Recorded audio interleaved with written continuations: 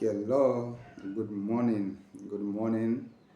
How are you? And to everybody around in the world that is listening to the sound of my voice, welcome back to the channel.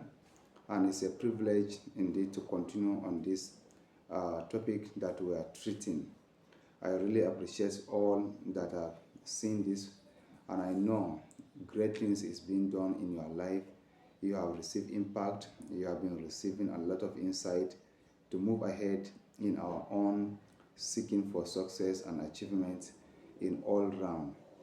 Today, we are going to continue on the topic, the third factor in achievement.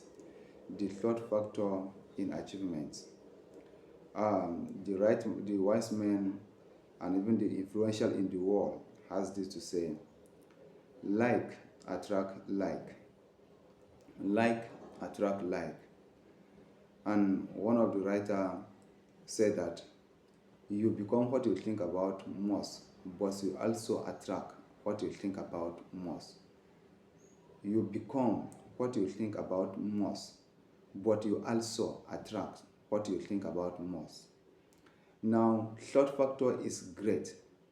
What did you set your mind on? What did you always think upon? Did you think of success, healthy lifestyle, healthy relationship, healthy family, and joyous community? Or you always anticipate the other negative parts of life? Other success or other round, it will definitely comes to you. He says that in the words of wisdom, be careful what you set your mind and your heart upon, for surely they shall become yours. Now, all that a man achieved and all that he failed to achieve is the direct result of his own thoughts. All that you achieve and all that you fail to achieve is a direct proportion to your own thought. A strong man cannot help a weaker unless that weaker is willing to be helped, and even then, the weak man must become strong of himself. He must, by his own effort, develop the strength which he admires in another.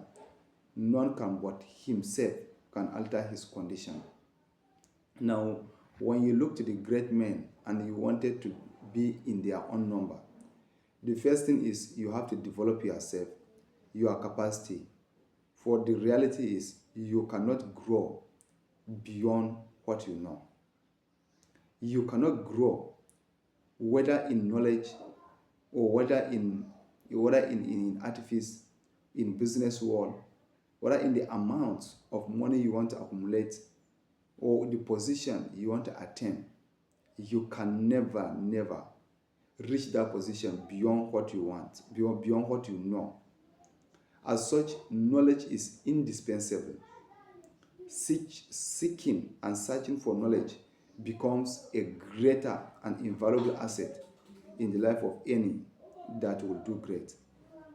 He says that it has been usual for men to think and say that many men are slaves because one is an oppressor. Let us hate the oppressor. Now, however, there is another, an increasing few tendency to reverse this judgment and to say one man is an oppressor because many are slaves. Let us despise the slaves. The reason is these are people that want to play out in life to comes along with accusation. You know the right thing to do. You are created in the image of God.